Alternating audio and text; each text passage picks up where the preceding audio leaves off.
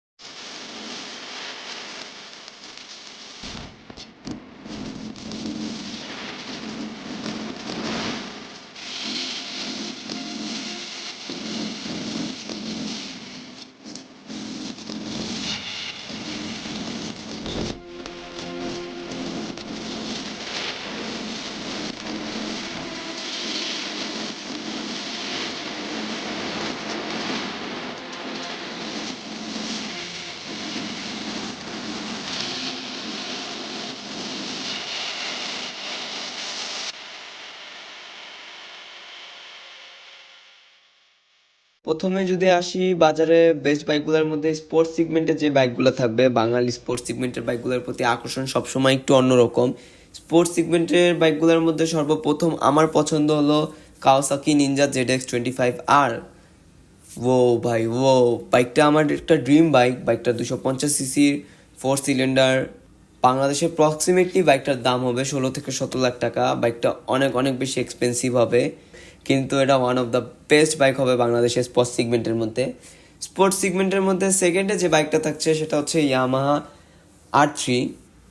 Yamaha R3 বাইকটাও ইন্ডিয়ার মধ্যে শোনা যাচ্ছে না কি করবে। যদি ইন্ডিয়ার মধ্যে করা হয় তাহলে ইয়ামাহা R3-র মধ্যে আরও অনেক রকম ফিচার্স দেখা যাবে। এখন যেমন 150 সিসির মধ্যে আমার অনেক রকম ফিচার্স দেখা যাচ্ছে, আর থ্রির মধ্যে এত ফিচার্স নাই, কোয়াইক শিফটারটা নাই।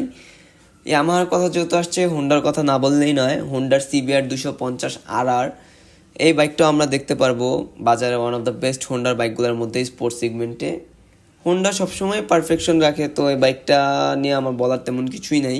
বাইকটা দেখতে কিছুটা 150 সিসি হোন্ডার মতোই হবে, কিছুটা ওরকমই মনে হয়। তো বাইকটা বেস্ট, পারফেকশন আছে বাইকটার মধ্যে। আর হোন্ডার বাইক নিয়ে আসলে স্পেশালভাবে বলার কিছুই নাই। বাজারে বর্তমান টিভিএস এর মধ্যে একটা আবার নতুন বাইক লঞ্চ হবে, 310RR বা RR 310। এই বাইকটা আমার কাছে খুবই ভালো লাগতেছে, খুবই ফিচার্স এলা একটা বাইক। বাইকটা মনে হচ্ছে ওয়ান অফ দ্য বাজারের বেস্ট বাইকগুলোর মধ্যে হবে স্পোর্টস সেগমেন্টে। বাজেট ফ্রেন্ডলিও হবে আশা করা যায়। টিভিএস এর ওয়ান অফ দ্য বেস্ট বাইকগুলোর মধ্যে স্পোর্টস সেগমেন্টে 10RRটা আমার কাছে মনে হয় থাকবে, ওয়ান অফ দ্য বেস্ট হাইপের মধ্যেই থাকবে টিভিএস কোম্পানির। আর বাজাজ কোম্পানির RS 200 তো আছেই। বাইকটা যদিও একটু ওল্ড মডেল হয়ে গেছে, অনেক আগে থেকেই বাইকটা বাংলাদেশে অনেকে বর্ডার ক্রস করে চালাইছে, কিন্তু বাজাজের এই বাইকটাও থাকছে বাজারে one of the best sports সেগমেন্টের বাইকগুলোর মধ্যে। বাজারে কমিউটার সেক্টরের মধ্যে যে বাইকগুলো থাকবে তার মধ্যে আমার মনে হয় ওয়ান অফ দ্য বেস্ট আর বাজার কাঁপানো বাইকটা হচ্ছে বাজাজ N250। বাইকটা বাজেট ফ্রেন্ডলি হবে, বাইকটা মাইলেজের দিক দিয়েও ভালো হবে। 250 সিসির মধ্যে আমার যতদূর মনে হয় আরও অনেক বাইক থাকবে, কিন্তু বাজাজের N250টা একটু বাজার কাঁপাবে, কারণ বাজেট ফ্রেন্ডলি, মাইলেজের দিক দিয়ে ভালো দিবে। কমিউটার বাইকগুলোর মধ্যে পারফেক্ট একটা বাইক। অ্যাডভেঞ্চার ট্যুরের বাইকের মধ্যে আমার সবচেয়ে পছন্দের বাইকটা হলো হিরো এক্সপালস 200 4B। 200 সিসির একটা বাইক। বাইকটা দেখতেও আমার কাছে অনেক ক্লাসি লাগে, আমার খুব ভালো লাগে বাইকটা দেখতে। মানে 300 সিসি ঢুকার পরে আমার এই বাইকটার দিকে একটা আলাদাভাবে নজর থাকবে নেওয়ার জন্য। বাজারে নেকেড সিগমেন্ট আমরা যেটাকে বলি স্ট্রিট ফাইটার সিগমেন্টের মধ্যে যে বাইকগুলো থাকবে, এটার মধ্যে সর্বপ্রথম আমার যে বাইকটা মনে হয় বাজার কাঁপাবে সে বাইকটা হচ্ছে অ্যাপাচি RTR 310। বাইকটা একদম নতুন লঞ্চ হয়েছে, বাইকটা হট অ্যান্ড কোল্ড সিট, ও বাইকটা অনেক ফিচার, উইলি ফিচার্স আছে, ABS এর মধ্যে ফিচার্স আছে। মানে বাজারে TVS এর খুব ভালো ভালো 350 বাইকগুলোর মধ্যে খুব ভালো ভালো বাইক ঢুকতেছে। সেকেন্ডলি যে বাইকটা থাকবে সেটা হচ্ছে MT3। বাজারে MT15টা যেমন কাঁপাচ্ছে, আশা করা যায় MT3টাও বাজারে সবার কাঁপাবে, সবার ওরকম পছন্দের লিস্টের মধ্যেই থাকবে। KTM ডিউক 250, এই বাইকটার কথা না বললেই নয়, এই বাইকটাও বাজারটা কাঁপাবে, কারণ এই বাইকটা বাঙালি অনেক আগে থেকেই পছন্দ করে। তো যেহেতু দেশে আসছে সবারই একটু নেওয়া ইচ্ছা থাকবে। দাম কেমন হবে সেটা আসলে আমি টোটালি বলতে পারতেছি না, এটা নিয়ে আমার কোনো হিসাবও করা নাই কেমন বাজেটে হতে পারে, কিন্তু সবার পছন্দের লিস্টগুলোর মধ্যে যা যা থাকবে আমি সেগুলোই বলতেছি। BMWর একটা বাইক থাকছে BMW G310R, এই বাইকটাও বাজারে ওয়ান অফ দ্য বেস্ট বাইকগুলোর মধ্যে থাকবে। আর বাংলাদেশে যেহেতু প্রথম BMW ঢুকতেছে, তো সবার পছন্দের লিস্টে থাকাটাই স্বাভাবিক। হোন্ডার মধ্যে একটা বাইক থাকছে হোন্ডা CB300R। এই বাইকটা কিছুটা হোন্ডা এক্সমোশন 150-র মতোই দেখতে, এক্সমোশনের আপগ্রেড ভার্সন CB300R এই বাইকটা থাকছে। অ্যাট লাস্টে ক্রুজার বাইকের কথা না বললে নাই, এতক্ষণ এত বাইকগুলোর কথা বলছি, কিন্তু বাংলাদেশের মানুষ যেটার জন্য সবচেয়ে বেশি অপেক্ষা করতেছে বা যেটা চালাবে সেটা হচ্ছে রয়্যাল এনফিল্ড 350। এই বাইকটা নিয়ে আসলে আমার তেমন কোনো পছন্দ নাই, তো এই বাইকটা নিয়ে আমি তেমন কিছু বলতেও পারতেছি না। এইটা অনেক মডেলই একরকমই দেখতে, কিন্তু অনেক নাম অনেক মডেল, দেখতে প্রায় সবগুলাই সেম, কিন্তু অনেক নাম আর অনেক মডেল আছে। তো রয়্যাল এনফিল্ডটা বাজারে ওয়ান অফ দ্য বেস্ট বাইকগুলোর মধ্যে থাকবে, মানুষের হাইপের মধ্যে থাকবে, মানুষের পছন্দের লিস্টে আছে।